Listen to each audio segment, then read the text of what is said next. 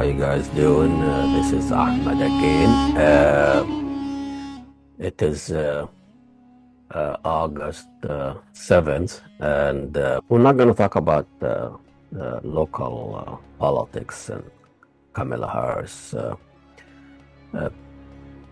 picking Governor Walz, what's our governor here. It's an interesting choice, and I met the governor a few times before he was a governor. Uh, he was visiting Eid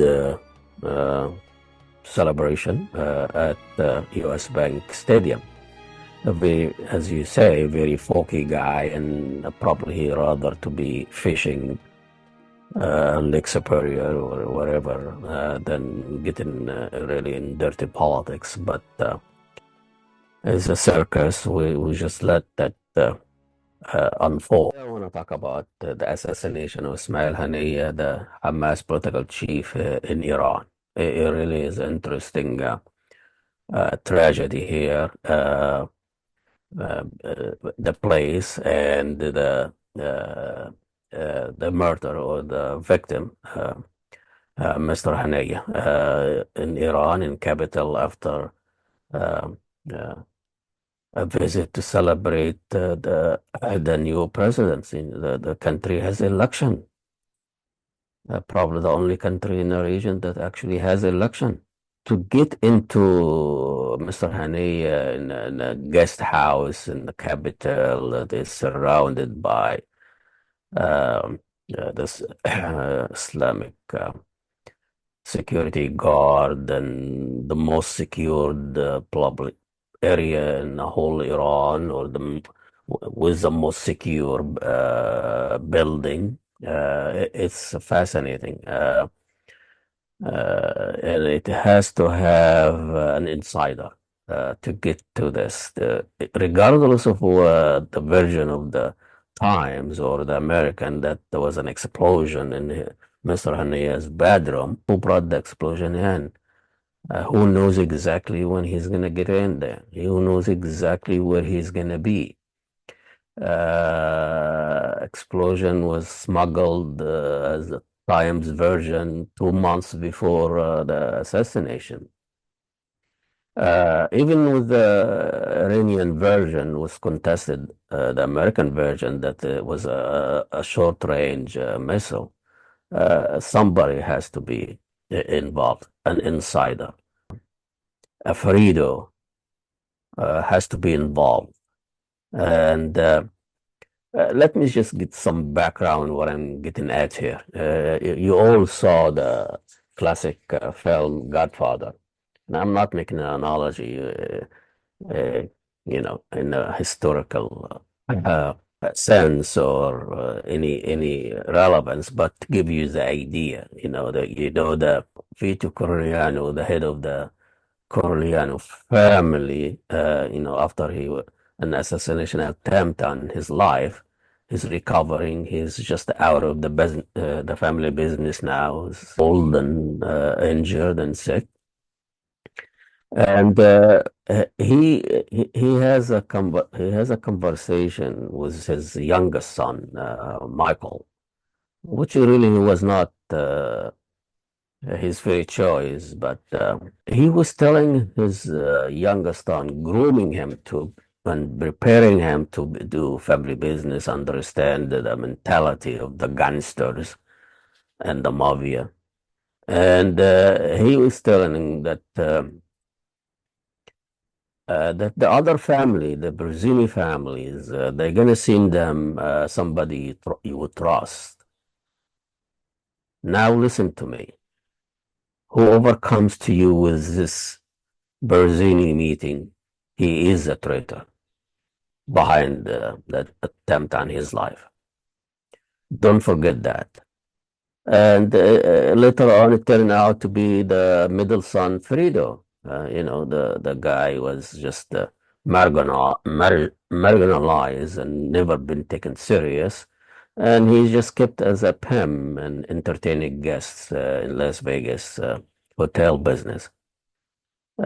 So So who is Fredo that helped the gangsters, Netanyahu and the Zionist state, to get into Mr. Haniyeh and kill? I mean, Israel is acting like a mafia thugs, gangster style assassination, and killing as it please, as long as it says he's a terrorist, he's a threat. He participated in October 7, and the West went along with that.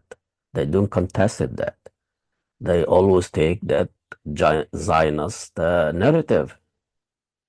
So Netanyahu, after almost a year now, bombing and destructions of hospitals and citizens, almost 200,000 Palestinians have been killed, based on some research. Uh, the Palestinian resistance is still on and still attacks, still causing challenge, resisting the occupation and destruction, and they hire. Now there is Yahya Sinwar now has been appointed the new political head of Hamas. So they are there. They still the structure are there. Decision making are still intact. That's scary stuff. I mean, if Haniya was charismatic and negotiating peace and willing to talk and all of that. Yahya Sinwar is not like that. He's a fighter all the way. He is more radical. So the Zionist project, with the support of the West, they are eliminating the moderate. They're eliminating the people who the leader who wants to negotiate peace. If you're going to eliminate the moderate, you're going to end up with the radical. It's getting worse. So let's entertain the idea or the analogy of the Fredo of the Mafia, of the Godfather, the one who was insider that lure the other family to get into the Godfather. Uh, Of course, Fredo at the end, he was killed by his own son, brothers. And you remember that line, Fredo, you are my brother, my older brother, and I love you. But you ever take the side of against the family, I'm gonna kill you. That was Michael to Fredo. Uh, Once he realized he was the one. But let's look at who really helped the gangsters of the Zionist gangsters to get into Mr. Haniyeh in Tehran. Let's start with the American with all their present intelligence and all the information and all their experience of political assassination across the globe. They may be a suspect, providing information, smuggling through agent, the explosion to the guest house. Biden been always saying I'm a Zionist. Netanyahu has been treated as a war hero there at the Congress, standing ovation, a mass murder, genocidal Netanyahu been met here as a war hero, a political maneuvering and people praising him and uh, amazing scene at the Congress when Netanyahu went to speak to them. But of course, Netanyahu, the Barzini gangsters, gotta get help from, or has been getting help from the Arab Zionists. Insider was from Iran itself. And I know the Sunni Muslim war, the always suspect of the Iranians' rhetoric and response, and they talk a lot, but they never do anything really damaging to help the Palestinian, the one who has been helping the Hamas and the Palestinian for years, as the Arab Zionists sitting on their hand, working with the bloody government of Israel. The other one who uh, claiming that it's an Iranian Fredo. Iran, yeah, it's a Shia Islamic Republican, but still a state, has a foundation, institution, and they have interest that they help work with the American in Afghanistan and Iraq, but they also against the American in Syria or Lebanon and Yemen and all of that. So they act like any other state with interest based on their earnings. But the Arab Zionists, the most obvious, Fredo. They've been talking about negotiation, and Haniyeh been going to Egypt, Qatar, here and there. So they know his movement, they know his habits. Uh, Bin Salman has been, is just like a political juveniles, just turning Mecca and Saudi Arabia to Las Vegas. He's like a frat, uh, uh, rich man that he's playing with his own poops out of boredom. The same with Bin Zayed. This guy is the head of an enclave. Is like a country half the size of Minneapolis. Uh, uh, and has a lot. They have a lot of petrol money, trillions of dollars, and they're just playing with it and messing with the area there. The most likely one also is Sisi. Sisi there was the head of spy. Was the head of spy, military spy. He knows how intelligence works, and he always work from under a dark alley and lob him in rooms. And he's the one came to power on a tank, and he has. He made his legacy based on eliminating the Brotherhood and killing more than 1,000 people within 6 hours in the daylight time. He got rid of the first democratically elected civilian president in Egypt, Mr. Morsi, which was a Brotherhood product. So he has no stomach for national resistance and Islamic movement. He's been fighting the Islamist for 10 years. He has been fighting the Brotherhood for over 10 years, either mostly in prison, killed, or out of the country. So this guy is a criminal. This guy is a gangster. He'll do anything to stay in power. And so that is a Fredo, an Arab Zionist Fredo. The biggest Fredo would be King Abdullah of Jordan. This guy has this guy has a credit, has history. Jordan has a history of betrayal and working with the Zionist project. This King Abdullah, every time something happened, he wore his military fatigue and just act like a clown. They call him the bandura in the airport, the tomato. I mean, it's just something just flashy and mushy. He has been working with Mossad and his father, and this is a family of betrayal, family of Fredo has been always uh, working and their survival on betraying the Palestinian cause.